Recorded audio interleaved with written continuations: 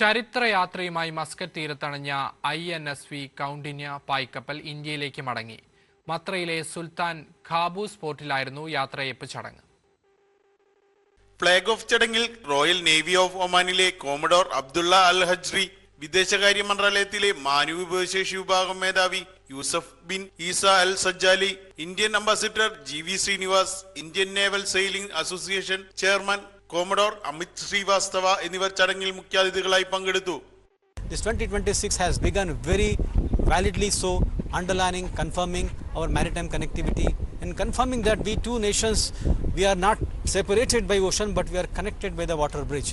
We are not far away countries, we are next door neighbors.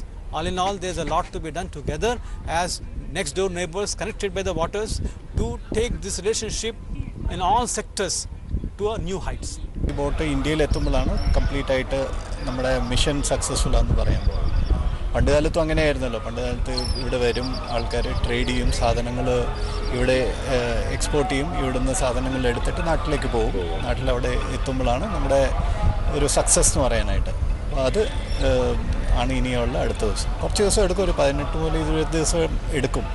Indian നാവികസേനയുടെയും royal navy of ഒമാന്റെയും മുതിർന്ന ഉദ്യോഗസ്ഥർ, നയതന്ത്ര പ്രതിനിധികൾ എന്നിവർക്ക് പുറമെ ഒമാനിലെ ഇന്ത്യൻ പ്രവാസി സമൂഹവും INSV കൗണ്ടിനിയെ യാത്രയയക്കാനെത്തി. മത്സ്യബന്ധന കപ്പൽ നിർമ്മാണ രംഗത്ത് ഒമാനിലെ സമുദ്ര വ്യവസായത്തിന് ഒരു നാഴികക്കല്ലായി മാറിയ മലയാളി സംരംഭകൻ മുഹമ്മദ് അമീനും ചടങ്ങിന്റെ ഭാഗമാവാൻ എത്തിയിരുന്നു. ഇന്ത്യയിൽ നിന്ന് ട്രഡീഷണൽ ആയിട്ട് ഉണ്ടാക്കിയ ഷിപ്പ് ഇവിടെ വന്ന് ഇവിടുന്ന് തിരിച്ചു പോകണം. നമ്മളതുപോലെ തന്നെ ഒമാനിൽ മാനുഫാക്ചർ ചെയ്ത മോഡേൺ ഷിപ്പ് ആദ്യമായിട്ട് ഒമാനിൽ നിന്ന് എക്സ്പോർട്ട് ചെയ്തിട്ടുള്ള കമ്പനിയാണ്.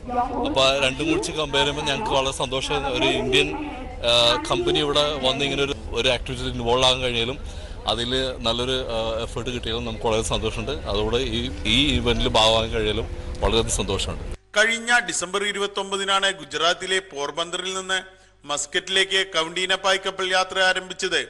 സമുദ്രത്തിലൂടെ 2 ആഴ്ച നീണ്ട യാത്ര ജനുവരി 14-ന് സുൽത്താൻ ഖാബൂസ് പോർട്ടിൽ ഫിനിഷ് ചെയ്യുകയായിരുന്നു.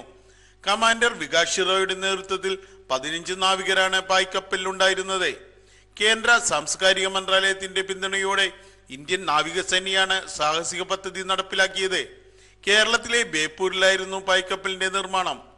ഗുജറാത്തിൽ നിന്ന് മസ്കറ്റിലോട്ട് വന്ന ഷിപ്പ് 18 ദിവസം കഴിഞ്ഞ് തിരിച്ച് ഗുജറാത്തിലോട്ട് തന്നെ തിരിച്ചു പോകുന്നു.